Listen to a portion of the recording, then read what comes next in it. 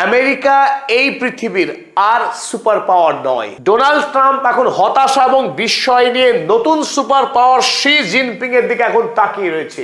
Iran যুদ্ধের সময় নিঃশব্দে রক্তপাত শূন্যভাবে চীন এই পৃথিবীর সুপার পাওয়ার হিসেবে প্রতিষ্ঠা হয়ে গেছে। ইরানকে অবরোধ করতে গিয়ে আমেরিকা যুক্তরাষ্ট্র যখন পারস্য উপসাগরে নৌ অবরোধ করলো, আর তাতেই গোটা পৃথিবীতে প্রমাণ হয়ে গেল আমেরিকার কি করুণ দশা। এই নৌ অবরোধ করবার পর ডোনাল্ড ট্রাম্পের যেটুকু সম্মান ছিল সেটুকু পুরোপুরি ধুয়ে মুছে ছাপ।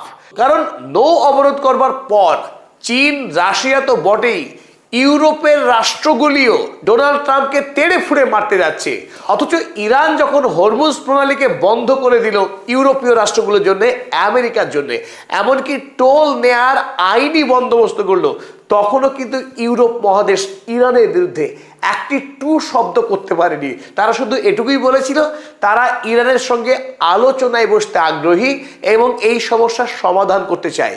কিন্তু উল্টো থেকে ইংল্যান্ড, ফ্রান্স, স্পেনের মতো রাষ্ট্র সরাসরি আমেরিকা যুক্তরাষ্ট্রের এই নৌ অবরোধ সম্পূর্ণ বেআইনি এবং অন্যায্য বলে দাবি করলো।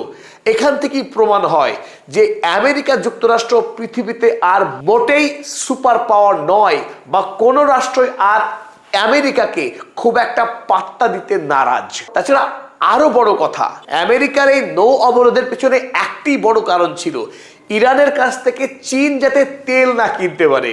কিন্তু মার্কিন নৌসেনার এই পারস্য উপসাগর অবরোধকে থোড়াই কেয়ার করে দুটি চীনা জাহাজ তেল ভর্তি করে নিয়ে তাদের চোখের সামনে দিয়ে আজ পার হয়ে গেল।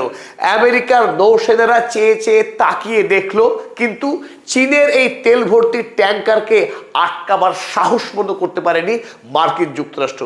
আর এতেই প্রমাণ যে সুপার পাওয়ার এখন আমেরিকা নয়, চীন।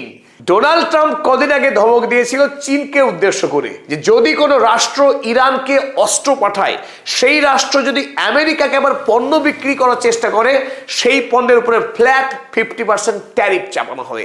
তারপরে আমেরিকার পাতা এই নৌ অবরোধকে থাপ্পড় মেরে অনায়াসে চীনের জাহাজ পার হয়ে গেল তেল নিয়ে। তাতেই প্রমাণ যে আমেরিকা যুক্তরাষ্ট্রকে মোটেই কেউ আর পাত্তা দিচ্ছে না, বা আমেরিকা যুক্তরাষ্ট্র চীনের বিরুদ্ধে লড়াই করা কিংবা তার জাহাজকে আটকে দিয়ে শক্তি জাহির করা মোটেই এই মুহূর্তে আমেরিকার পক্ষে সম্ভব হচ্ছে না। তাই নিঃশব্দে ইরান যুদ্ধ পৃথিবীতে একটা বৃহৎ পরিবর্তন নিয়ে এসেছে। আমরা বলছি IRC, ইরান, রাশিয়া, চায়না, এই জোট। একদিকে ভ্লাদিমির পুতিন, শি জিনপিং এবং আয়াতুল্লাহ মুস্তফা খামেনেই, এই তিন বৃহৎ নেতার যে জোট বর্তমান পৃথিবীকে নিয়ন্ত্রণ করছে। আর যে পৃথিবীতে আমেরিকা যুক্তরাষ্ট্র খাবি খাচ্ছে, সাগরে এখন ডুবছে মার্কিন সাম্রাজ্য, যে সাম্রাজ্যকে টেনে তোলা তো দূরের কথা, ইউরোপ মহাদেশ আরো ডুবিয়ে দিচ্ছে সাগরের তলদেশে। কারণ এতদিন ধরে আমেরিকা গোটা পৃথিবীর উপরে যে দাদাগিরি করেছে নেটোর মাধ্যমে, সেই নেটো অর্থাৎ আমেরিকা, কানাডা এবং ইউরোপীয় রাষ্ট্রগুলো, তারা যে পাওয়ার ব্লক তৈরি করে গোটা পৃথিবীকে শাসন করত, সেই পাওয়ার ব্লক এখন বড় সড়ো ফাটল। নেটো এখন রীতিমতো অদৃশ্য, নন ফাংশনিং অর্গানাইজেশন। ইউরোপ এবং আমেরিকা তারা এই মুহূর্তে পুরোপুরি বিচ্ছিন্ন হয়ে গেছে। বরং মধ্যপ্রাচ্যের সঙ্গে গাঁটছড়া বেঁধে ইউরোপ মহাদেশ কোনো ক্রমে প্রাণে বাঁচার চেষ্টা করছে। আর আজ আরো একটি বড়সড় পরিবর্তন দেখলাম। এই মুহূর্তে গোটা ইউরোপ মহাদেশকে কূটনৈতিক দিক থেকে নেতৃত্ব দিচ্ছে স্পেন, না ইংল্যান্ড না ফ্রান্স। স্পেন সবার আগে এগিয়ে।